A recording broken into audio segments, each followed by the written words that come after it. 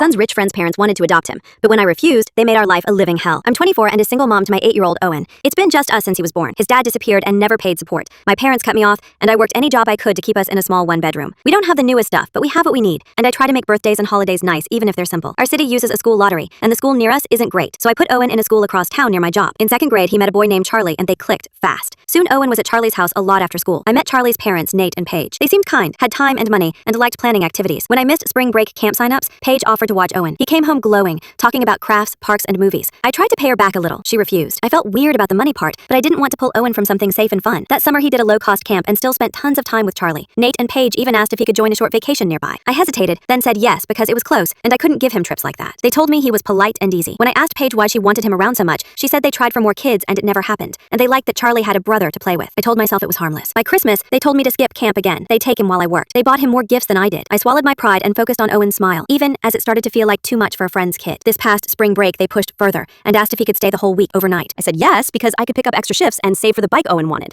When I arrived Saturday to bring him home, the kids were in the yard, and Nate and Paige sat me down. They said they loved having Owen, that he was a joy. Then Paige suggested he stay longer. I said no. School started Monday, and I wanted him home for Easter. They offered to take him to school. I said it was time to come home. Nate then said Owen should live with them long term, and that I would still see him. I thought it was a bad joke, and said, like you'd be his guardians? They got quiet, and then started talking about paperwork I could sign, how they'd make the transition smooth, and how it would be best for Owen. My stomach dropped. I told them absolutely not. I grabbed my son, left, and blocked them. Owen didn't know what happened. I took Monday off, kept him home, and started calling people. I told the school Nate and Paige were not allowed to pick up Owen and why. They flagged his file. I called the police to make a record. They said asking to be guardians isn't a crime, but to call if anything happened. That night, I told Owen the truth in simple words. Nate and Paige wanted to take him away from me. He cried, hugged me tight, and said he didn't want to see them again. I told him he could still talk to Charlie at school if he wanted, but he should never leave with Nate or Paige, and the school knew. The next day, he rode the bus to his after-school program like usual. I had already told the school and the program that Nate and Paige were off the pickup list. A half hour later, the center called. Paige had shown up and tried to sign him out. The front desk refused. She wouldn't leave, so they called the police, who escorted her out. There was a report. I filed for an order of protection, and the center banned Nate and Paige. If they came back, they'd be trespassing. Social services was notified, so any future claims from them would be viewed with context. For a while, it was quiet. I was told the boys would be in different classes the next year. On the first day, I saw Charlie's name on Owen's classroom list. I spoke to the principal. He said they couldn't separate the boys and hinted at factors I wouldn't understand. A class email went out from the room moms, and Paige's name was on it. I went back to the office. They said she donates and helps a lot, and there had been no incidents lately. At the first class party, Owen said Paige kept approaching him, asking for my new number and inviting him over. He said no, and told me right away. I lay awake that night and realized I couldn't trust the school to keep my kids safe. I started applying to jobs in other cities. I worked retail, cleaned houses, and babysat. And then I found a live-in nanny job 3 hours away. The family was kind in the interview and said Owen and I could live in their in-law suite. I was nervous to move into a home with people who had kids, but they set clear rules, treated Owen like a guest, and respected that I'm his mom. I told them our story. They were horrified and said they would never cross that line. Without rent or utilities, I finally saved money. Owen switched schools, made friends, and spent afternoons with me and the little ones I watched. No more racing between shifts and aftercare. Our life calmed down. After a while, that family no longer needed a nanny, but they helped me find a better job, and I used my savings to put a down payment on a small condo.